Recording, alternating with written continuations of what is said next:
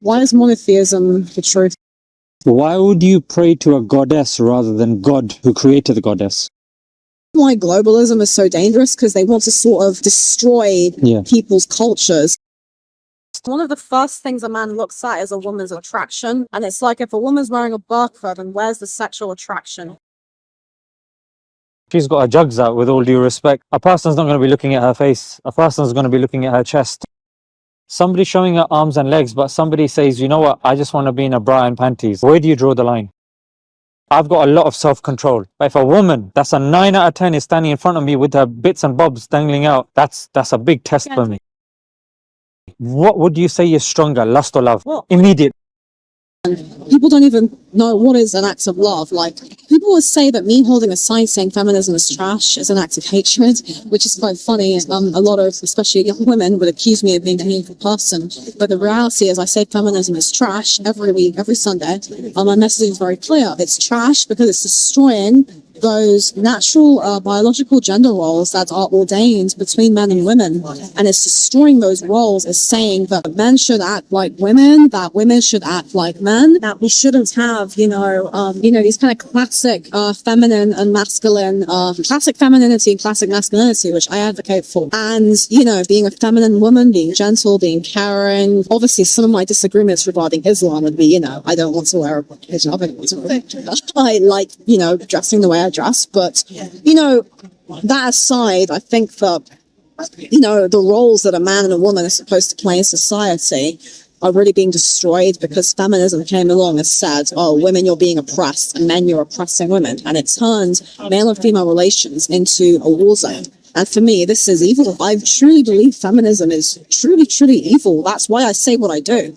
And everything I say comes from a place of love, comes from a place of, look, I want men and women to get back together. I want to rebuild society. I want to fix the West. I don't want us to be losing that sense of love. And I look at all these religions, they all seem to be in conflict with each other. And I truly believe that a shared love of God could be something that might be able to have people start to get along again. Because I think that's what all the religions really believe at the end of the day. Right? We want to have shared love of God and connect to.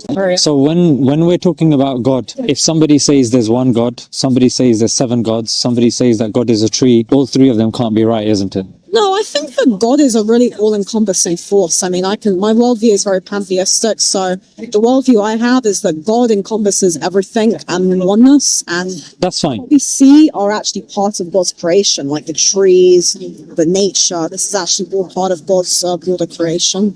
Okay, that's fine. But what I'm saying is, if somebody says, for example, 1 + 1 is 1, somebody says 1 + 1 is a triangle, somebody says 1 + 1 is a tree, there's one correct answer, isn't it? Logically speaking. So here's the thing now. When we've identified that, okay, because what you're saying is having love, not conflicting and, not persecuting each other because of religion, etc., etc. That can be done whilst adhering to a faith as well. Now, the danger or the risk of not doing so means that you're going to be merging these faiths. It's like, when you're climbing up the stairs. Let's just say if I number the steps. If I'm on step 1, both feet on step 1, then if I'm trying to now put one of my foot on step 1 and step 5, I'm going to hurt myself. Yeah. And now if somebody says, oh no, but step 4 as well, I have to put my knee on there. Have you played Twister before? Yeah. So you put your elbow there, you put your arm there, and you do this. It's a game. So that's how religion becomes now. You're saying, okay, that thing is right there, that thing is right there. So where you'd be able Zarina, you'll be upright and you'll be powerful, then you have to accept that, then you accept that bit, then you accept that bit. It becomes like you're in a game of Twister, which I know your intention is good and it's nice, and it's, it's not gonna make somebody think that you're a bad person, because what you want to do is you're seeing that, look, there's disagreements, but disagreements, Zarina, doesn't mean all of them are now correct. Do you see? Disagreements means that you just have to analyze more and find out which one, according to objective metrics, is correct. I don't think that it's... I'll give you an example. One religion is correct. So I actually think that all religions contain their own level of truth in them. And I think that... They do. Especially, they're all tribal and they were passed passed down through different tribes, especially if you look at, say, people in the old days used to practice, what some would have polytheism, ancestral veneration, animism. This is what people were doing. It was really, really passed down from tribe to tribe. But here's the thing, though. It's a very tribal thing. I get what you're saying. Now, here's the thing. We don't believe that Islam started 1400 years ago. We believe Islam is the path to God, Allah, and it started from the first man, from the beginning, from the get-go. Approximately 124,000 messages have been sent to different nations, to different tribes, to different peoples. But then what happens is when one prophet is sent and then he passes away, then people deviate from the message. So then you have like a corrupt understanding of a God or of the divine, and then another prophet is sent, and etc., etc. But we believe that the Prophet Muhammad, peace be upon him, is the final messenger, the seal. That's why you will see certain characteristics within Islam that's not present in other faiths, mostly to do with preservation. Because whilst other religions, the books can be manipulated and changed, the Quran doesn't fall prey to that. For this reason, that it's meant to be the last. Now, when it comes to other religions having elements of truth, we actually don't deny that. That's actually not an issue. Yeah, there's elements of truth in many religions. That doesn't make it the truth. Do you see? Well, and it's Islam claim itself to be the truth when Christianity, Hinduism, Sikhism, and that will say the exact same thing. yeah. Now you're asking the right question. Like, what makes Islam different to the others? Is that your question? Yeah. No, I think they're all the same. Actually, I think every religion is really the same. Okay, so when it comes to pure monotheism, Islam's the only one that claims pure monotheism. Why is monotheism the truth? Because whether you're looking philosophically, whether you're looking rationally, if you believe in an all-kind, all-merciful, all-loving God, it has to logically imply the singular and not a plurality. What's your view on deities? That's the view. That it doesn't fit the philosophical, rational view. For example, you're dependent, yeah? As a human being, you're dependent on things around you, isn't it? Food, water, etc., etc. The microphone is dependent on the battery, etc. Now, if we continue this, Zarena's dependent on this is dependent on that, and you keep going. There has to be an end to that chain. You're more than welcome to jump in if you disagree with that. Oh, no, continue. So if it carried on for infinity, we wouldn't necessarily exist. We can't exist because we need an end to that chain for us to even exist. For example, if I was to throw something over there in the park, for me to throw something, I say I need to ask your permission. You have to ask his permission. He has to ask his permission. And if it goes on for infinity, will I ever get to throw something? If we're constantly asking permissions at infinity? No, because I haven't got the go-ahead. No one at the end of the chain has said, stop, yes, he can throw it. Then he comes back, yes, he can throw it, yes, he can throw it, yes, he can throw it, yes, he can throw it, yes, he can throw it, yes, you can throw it, then I throw it. So coming back to that point of infinite regress, the end to that chain can only be one. So if we're talking about dependencies, Zarina, only one can be at the end of that chain. Hinduism believes ultimately there is one God, but they believe that there are other deities and the God needs to do this and send this and that and is dependent upon this. We believe as Muslims, God is not dependent on the Trinity, which takes the Christian view out. God is not dependent upon, murtis, idols, which takes Hinduism out. I pray to a goddess. I pray to a deity. Well, that's what you do. But what I'm saying is that based on the principle, the Islamic principle, even if you align it with philosophy, philosophically, there has to be one at the end of that chain. Yeah. And that one at the end of the chain has to be eternal. You agree with that?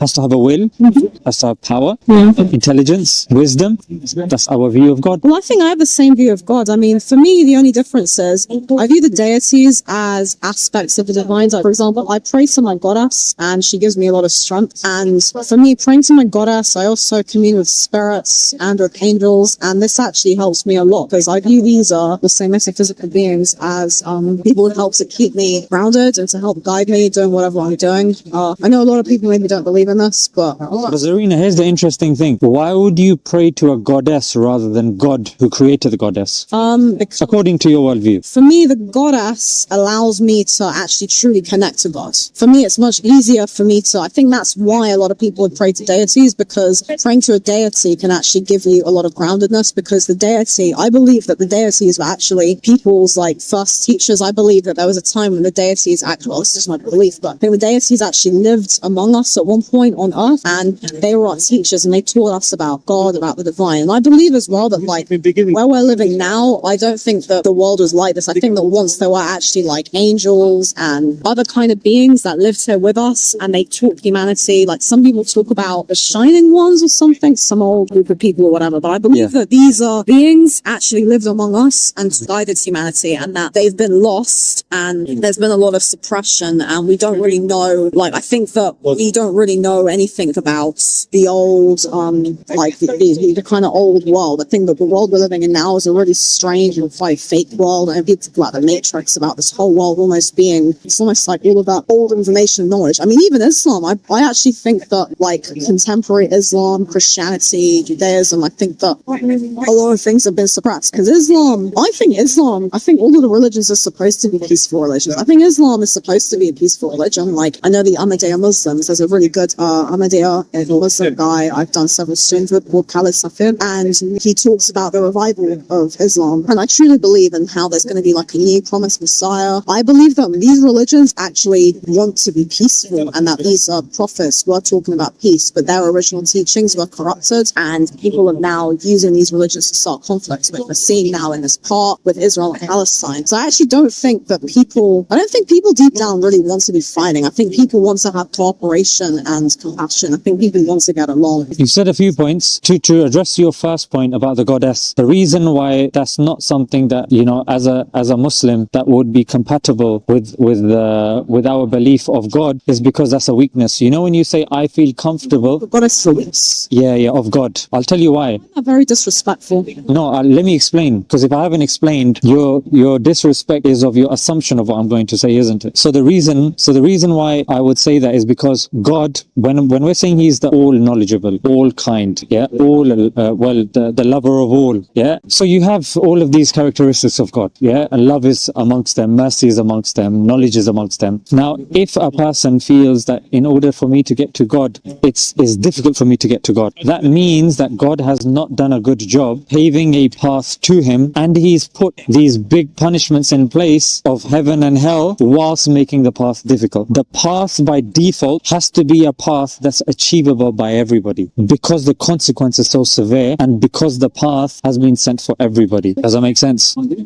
So that's why we would say that if I'm now speaking to you about God, that has to make sense to you. It might not make sense to you now, but logically, even when you're walking back home, you say, you know what, it seems simple, it seems like I might not agree at the moment, but it's not difficult to grasp. If you ask a Christian about Trinity, or if you ask the Ahmadiyya about their promised Messiah, and you delve into what he's actually said, he said some really troubling and worrying things. Like, for example, at a time when the British killed 100 million Hindustanis, yeah, he came up and said, you know what, your oppressor is actually your savior, and he was siding with the oppressor. Numerous other things. He said he would pick a woman like Muhammadi Begum. So this woman has been destined for me. She didn't like him at all. You can search this up on camera. Muhammadi Begum, the prophecy of Muhammadi Begum. And he said, any prophecy of mine that gets proved to be false means I'm not the Messiah. Forget one prophecy. There's at least 10 solid prophecies you can search up, the simple Google search, that will, you know, expose him. But there's only a fringe minority of people. They speak well, and they say love of all, hatred for none, and this is all stuff. And they're welcome to do that. But when you look at their text and the person who they claim to be a Messiah, there's some really troubling acts and things that he's done. One is with Muhammadi Begum, where he tried to force that relationship where she didn't want it. He said, no, but you've been meant for me. If you don't do this, you'll be cursed, and you'll be this, and you'll be that. That's just one of the things. Another prophecy was him claiming 14th century was the last century, yeah, Islamically. Seen the Messiah.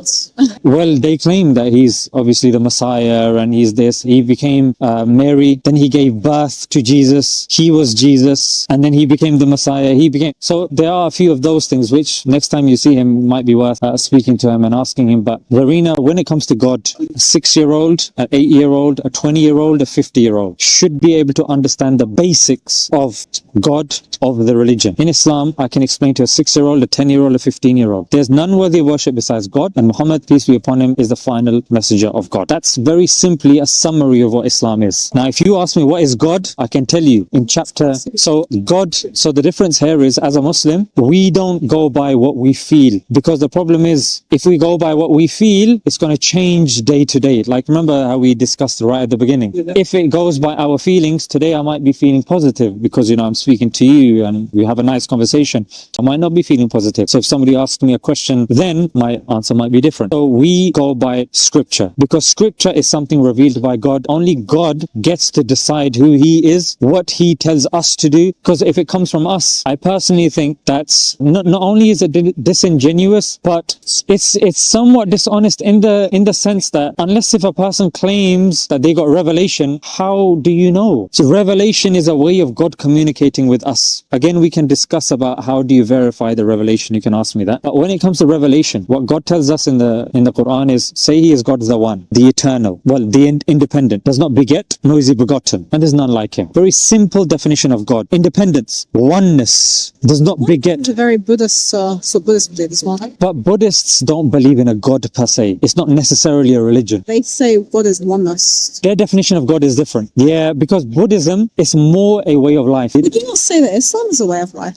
Islam is a religion that constitutes a way of life. Religion as per the definition of mainstream people, but technically we believe that the path to God is a way of life. Like me speaking to you politely, I'm doing worship. I'm following Islam. I say the same thing about myself. And that's why I said to you at the beginning and previously as well, there's more that unites us than divides us. Do you agree? And in order to kind of refine what you're doing, because you coming in the park, I saw you on the side. You're coming and you're taking time out of your day, and there's certain things that you believe in, you're sticking up for what you believe. I think that's admirable, and I think that's good. And I think Islam, or even if a person doesn't like certain terminologies, God gives us certainty. God gives us clarity. God gives us strength. If God says, look, I am one, I'm independent, I don't beget, nor am I begotten, there's none like me. If a person, yeah, but there is that aspect of God, or getting to God is like this or like that, a person's giving their own thing. And with all due respect, like when I go to say a biology professor, I'm going to humble myself in front of him because he's studied, he's got stripes. You know what I mean? Like the guy has studied. With me, like who am I when it comes to biology? So if God, the all-knowing, he's the one that's told us who he is. He's the one that's given us evidences to get close to him. Yes, Zarina, you can be a Muslim and you can love a Jewish person. You can be Muslim, you can love a Christian person and a Hindu person and this and you can do all those things. You can be, and say, you know what, I don't like feminism and I'll respect Tate and this and that. You can do all of those things. But in your life, you will have clarity and you will have direction for those days that you don't want to come on a Sunday. Well, I would definitely say my worshipping my goddess gives me a lot of clarity and direction. And I think that the way I connect to God is through worshipping my goddess. And this is how I connect to God. And this is what gives me clarity and direction from the goddess I pray to, from the spirits whom I commune with. What's her name? The goddess's name? It's the Egyptian cat goddess. I don't like to say her name out of respect.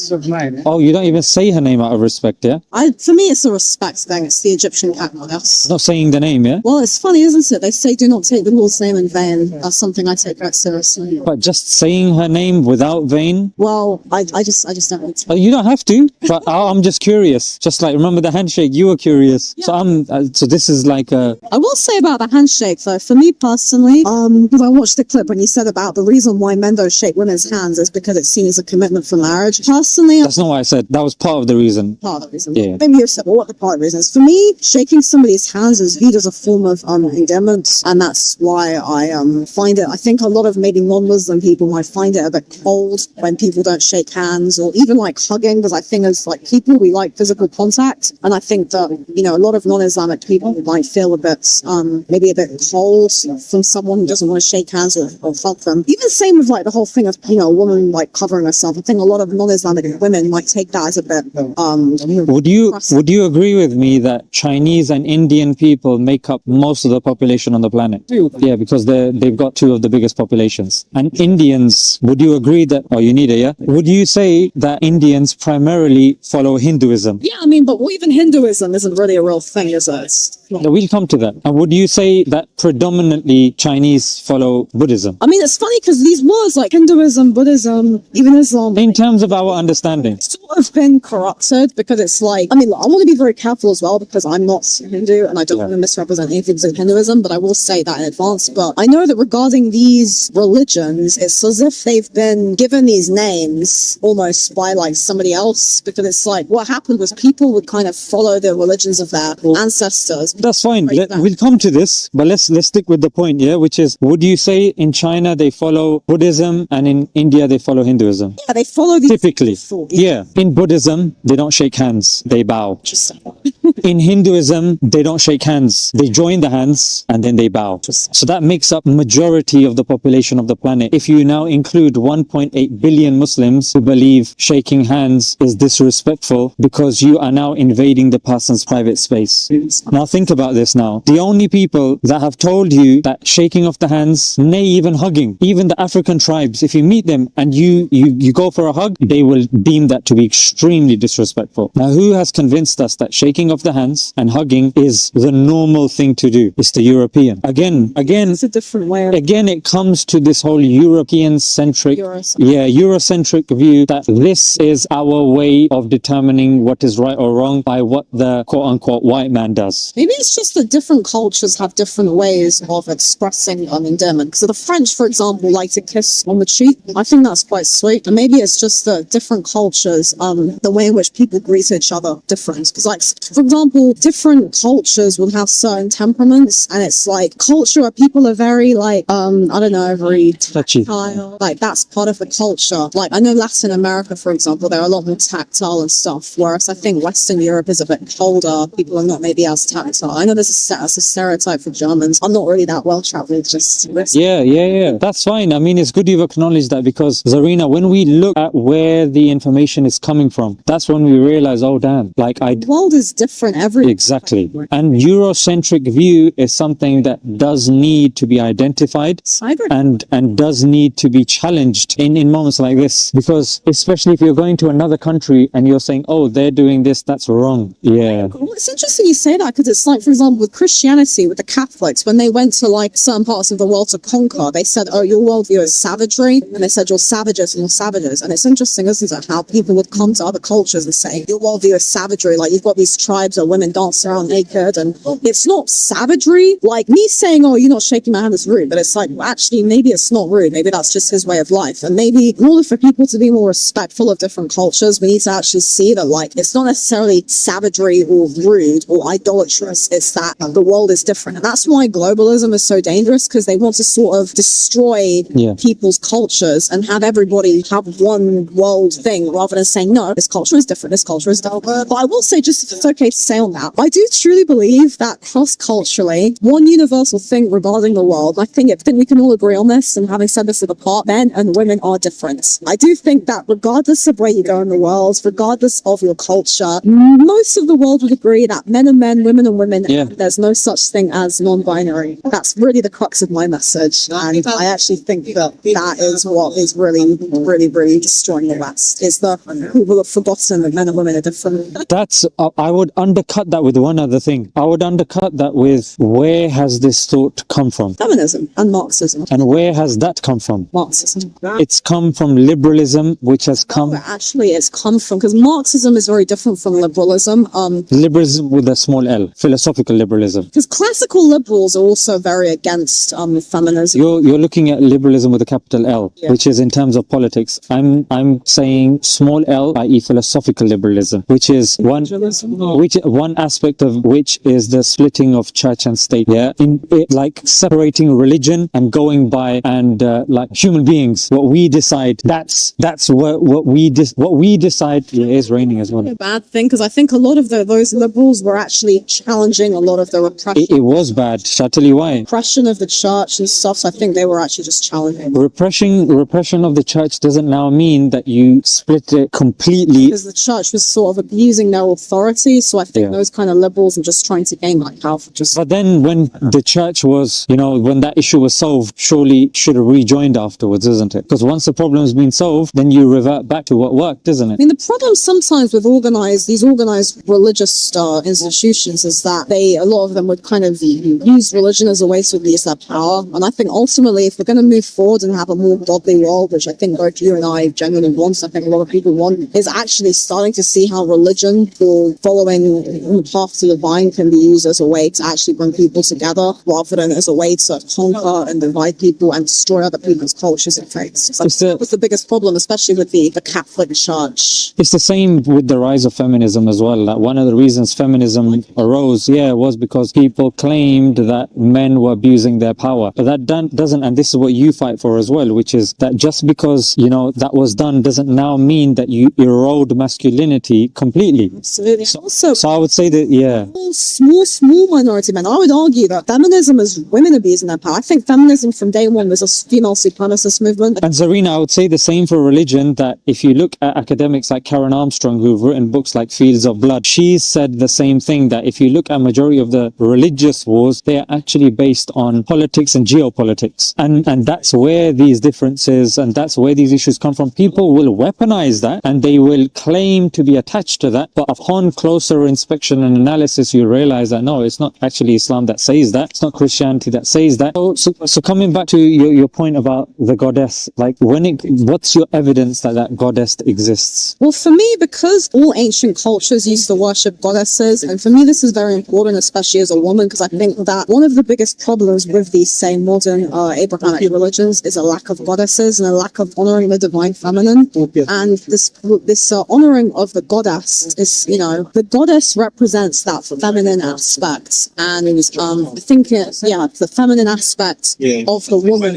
And all ancient cultures had goddesses, statues of goddesses, and this idea of reverence for the woman and reverence for the divine feminine is important. And for me, this is where I gain a lot of my influence regarding being anti-feminism, because for me, this idea of women tapping into their divine feminine, of being feminine, is actually a very big spiritual underpinning with it, and I gain a lot of influence for that. Would you say the Western woman is more feminine, or would you say Muslim women are more feminine in a holistic, general sense? I mean, neither Western nor Muslim women really adhere to what I consider to be classic femininity.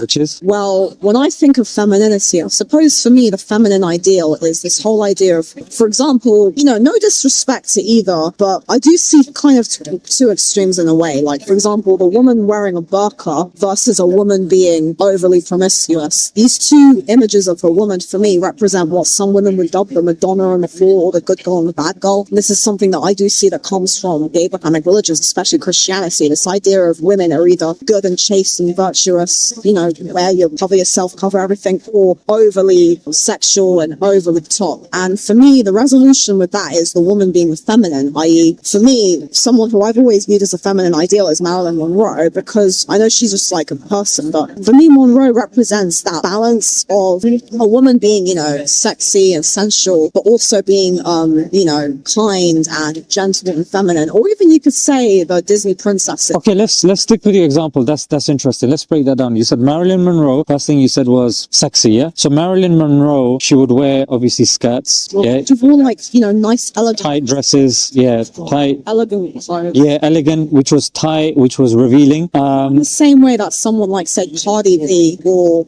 I agree. Nicole Scherzinger. I agree. So, but nevertheless, showing one's body. What's wrong with that? No, I'm just asking. Do you think that's part of? I think that women are part of, maybe men don't really understand this, but women by nature want to feel attractive, because I think women by nature want to feel attractive and want to be attractive to men. And the thing is that when a woman is very, very attractive, that actually, I don't know how to explain this. If a woman being very attractive and very desirable increases her attractiveness and magnetism, meaning that if a man goes with her, if other men look at her as being very attractive, it actually makes him appear better. That's why you have the concept of the trophy wife, of, oh, my wife is very beautiful and desirable and other men are looking at her. But the fact that I now come as the man, meaning that I'm the man and I'm in charge, I'm the dominant one, so other men might look at her and find her desirable, but because I'm the man, I got you. I'm going to challenge. I got you. A lot of, I know, for example, in Mad Men, you have this thing, you have these men who are, these very,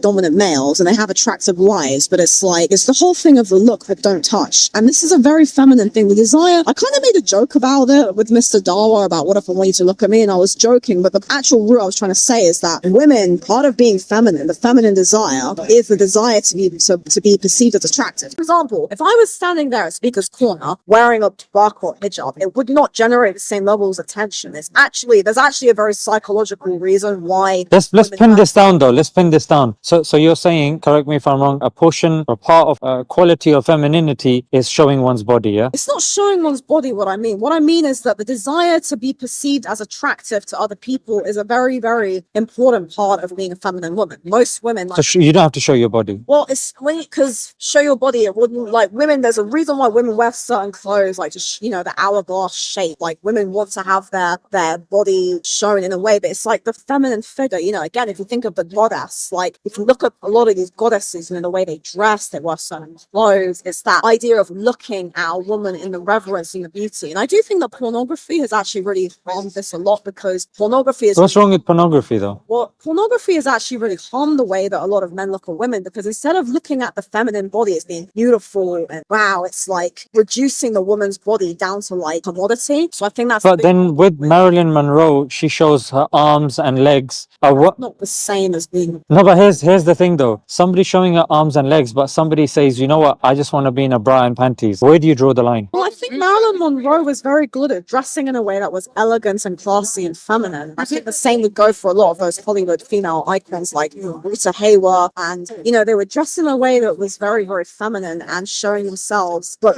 That's not what I asked though. I'm saying, where do you draw the line? yeah. Well, it's also about how it's done, because the way in which they were shown was, you know, they're grown women. They were shown in a way that's very beautiful, but not necessarily in a way that was vulgar. There wasn't a vulgarity to the way in which... How do we determine where that line of vulgarity begins? Well, that's very interesting. I mean, I think that, I don't know, I suppose if I had Gentlemen Prefer Blondes to a modern pornography film. Gentlemen Prefer Blondes, you have, you know, Marilyn and her co-star dressing in an elegant way, and then you have these modern pornography stars. There's a big difference in like the modern porn stars are very, very trashy, you know. Well, we're getting more vague. So let's stick with your hourglass model skirt. Legs being shown, not trashy, yeah? Oh, yeah. The skirt comes higher, about up to here. That we're seeing little girls like 9-year-olds going and they're... See, that's different, isn't it? Because Marilyn Monroe is a grown woman, she's not a little girl. No problem, 18-year-olds or 20-year-old. Hair, that's trashy. I mean, yeah, it's a big discussion to be had for sure, because you know, a lot of women do generally in school, they say, you know, how long should be your skirt and all that, how much legs. What about you? What do you think? Because you're the one that's the way representing I don't this. think it's wrong for women to show their legs at all. I do think, however, That's not what I'm asking, by the way. Yeah.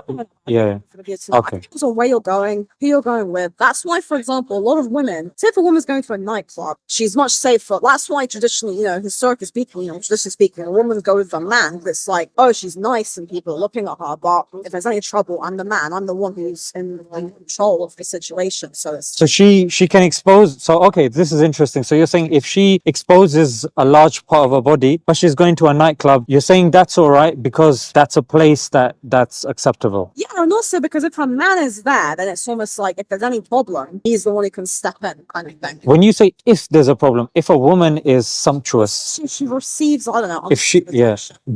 If a woman is beautiful, let's just say a 9, yeah, she's got bits and bobs hanging out, yeah, in whatever capacity, I mean, you say that this is all right, that's not all right. Would you say that she's not going to receive attention? It's the interesting thing, if every man was out and if every man was out and every man had a woman who was dressed like that, it would change the dynamic, wouldn't it? Because suddenly it's like, well, we've all got an attractive woman on our arms, so it's almost like, yeah, okay, I might look, but it's like we've all got an attractive girl, so but then it's not going to be as light for us. Now we've got this modern generation. But you're assuming attractiveness is objective. I think it is, but attractiveness is based on averages.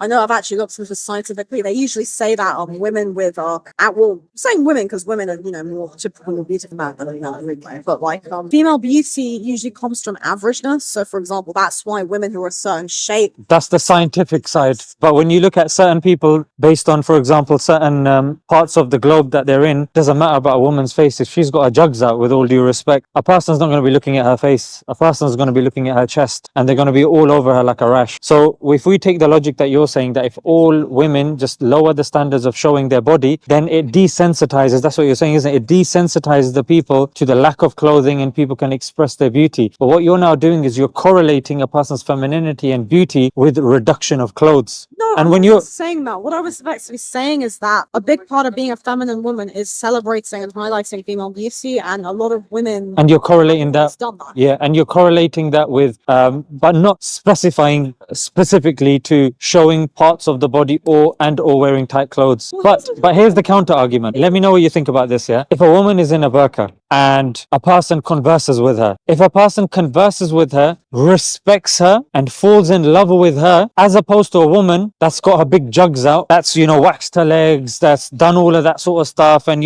color coordinated and all of that, would I be unreasonable in assuming, generally speaking, that the man that's standing in front of a woman that's exposing her body, his falling for her isn't as pure as falling as the other man who fell for the one in the burqa? Doesn't really make sense to me, because one of the first things a man looks at is a woman's attraction, and it's like, if a woman's wearing a burqa, then where's the sexual attraction? That's where I said where it came from. The conversation and finding out who she is from what she's saying rather than what she looks for. You need to fall for a woman, you do need to find her sexually desirable as well. But coming back to the example that I gave, if a man is speaking to a woman with a burqa and then respects her and falls in love with her, any average person can say, you know what, that man is falling in love with her personality. And because that's the example that you used. I didn't use the burqa as an example. You brought it up, that's why I wanted to use your example for you. So with the burqa, if he's speaking to her and he falls in love, like I said, any average person can see, you know what, that person has fallen in love with her soul, with her asal, which means her essence. And that essence, because looks will fade. 10, 15 years, things will start sagging, person will get bored, but it's the personality, it's the spirituality, it's the depth behind the person that is more important. With the woman with the jugs, I'm telling you as a man, and I've got a lot of self-control, but if a woman that's a 9 out of 10 is standing in front of me with her bits and bobs dangling out, that's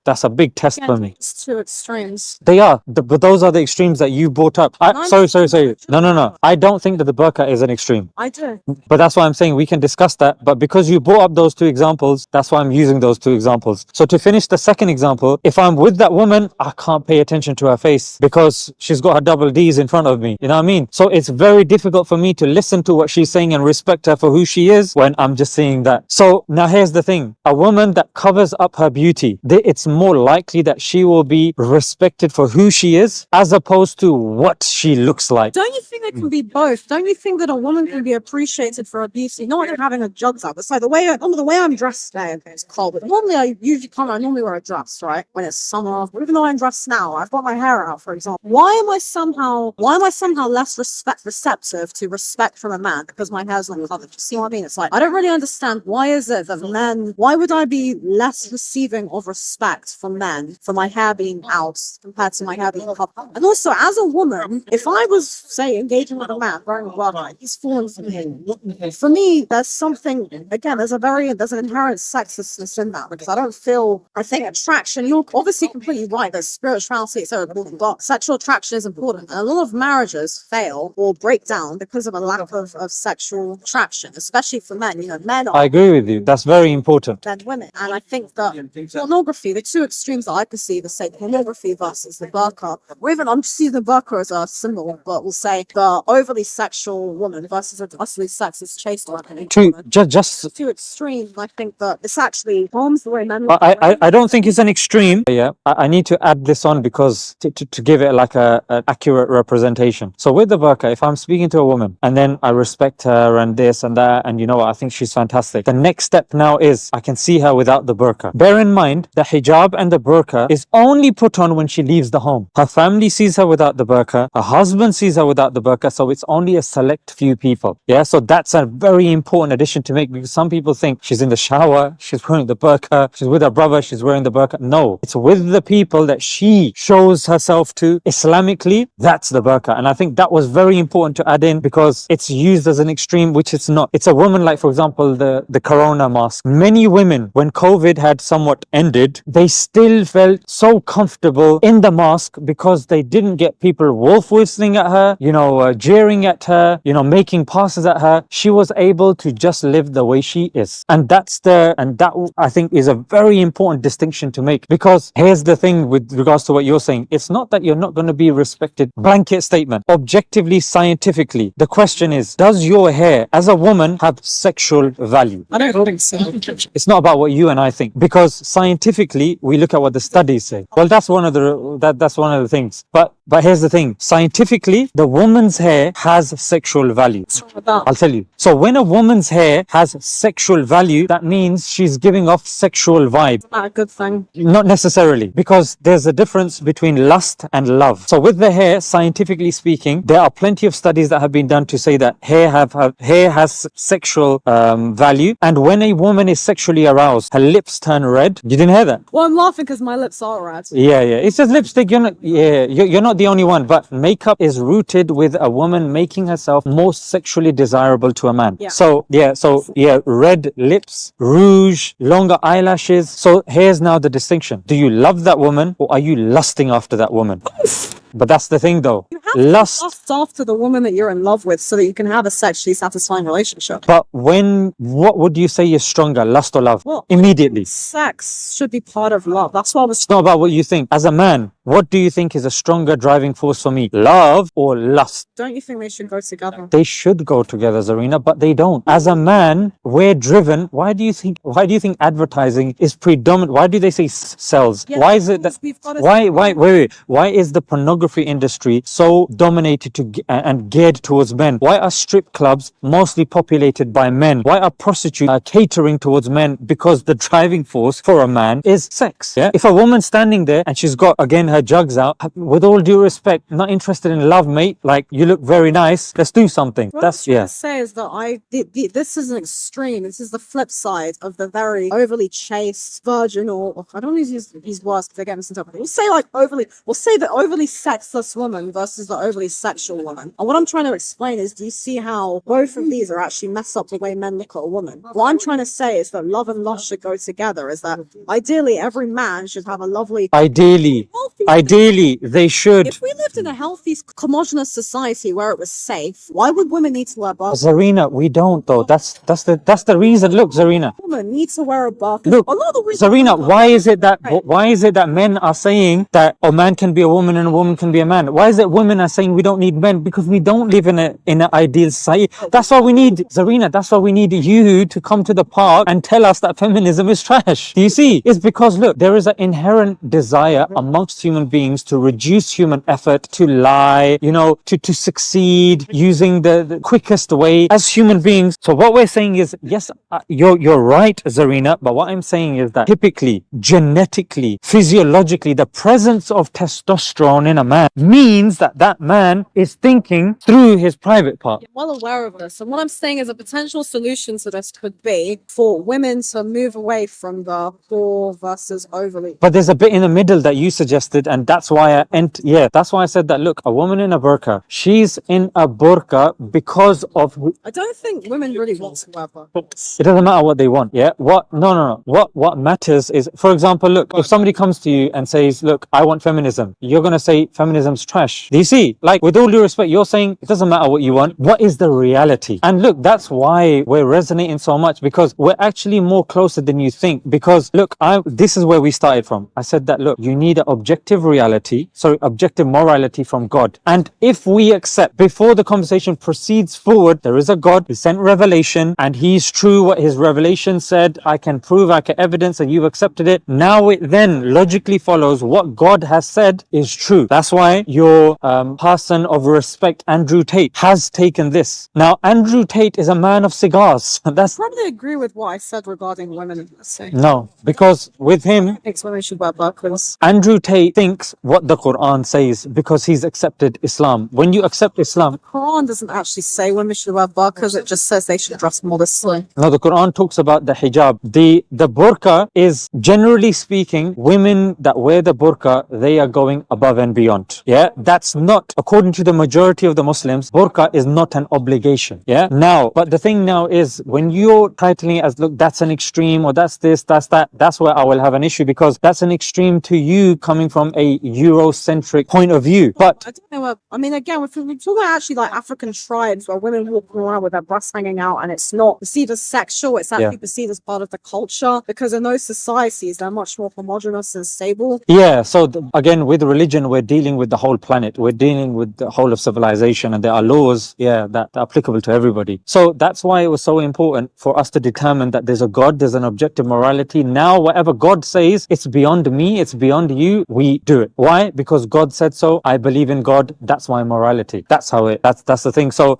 the burqa, that's the perception that I was coming from, or the angle that I was coming from. That if a person's a Muslim, it doesn't matter what you think, with all due respect, you're not eating pig. Like, if you're a Muslim, you don't eat pig. That's it. If you're a vegan, you don't eat meat. You know what I mean? If you are anti, this, then you don't do that thing. So that's where we get our standards from. And that's why it was so important at the beginning that when we get our objective morality from God's arena, it gives us clear, defined path. When it's like, Completely agree. yeah, but when a person's like, I feel that this is the thing, or I feel that, that's why with clothing, and if you reflect upon this, you won't be able to convince anybody in the park that X amount of body being shown is correct and Y amount of it being covered is correct. Why? Because left to our own desires, it's... Again, I was talking earlier about the goddesses, about how, the way they would dress and how, like, the perception of feminine clothing. And what was interesting with that is the point that I wanted to raise was that I would argue that Muslim women are more feminine, depending, of course, on the definition, are more feminine than, say, the Western women. Yeah, feminine in terms of the family unit, family values, in terms of looking after the home, in terms of rearing kids. That's more in terms of, reproducing, etc., etc. These are all issues that Western societies are now suffering because of feminism. But what I'm saying is that you can be feminine, and Muslim women are feminine without the presence of a goddess, by believing in one God, by believing in the Prophet, by believing in the teachings of Islam. We don't need a goddess. We don't need, a model with wearing certain clothes to tell us that is all present in the Quran. We don't need, and we're not dependent upon an idol. We're not dependent upon a example. The Quran is sufficient for us. Do you see? And I think that is more powerful when you're not reliant on things, but you're reliant upon just the one. But I do believe in the one God. That's you. I connect to the one God through the prayer of a goddess who I perceive to be much more powerful and much more ancient being than many would even begin to understand. You I'd like to finish the talk. We can. I was just going to ask you now. Yeah. You want to go now? Yeah. Yeah. No. It's always a pleasure. And It's Jannah, right? smile to Jannah. Yeah. Smile to Jannah.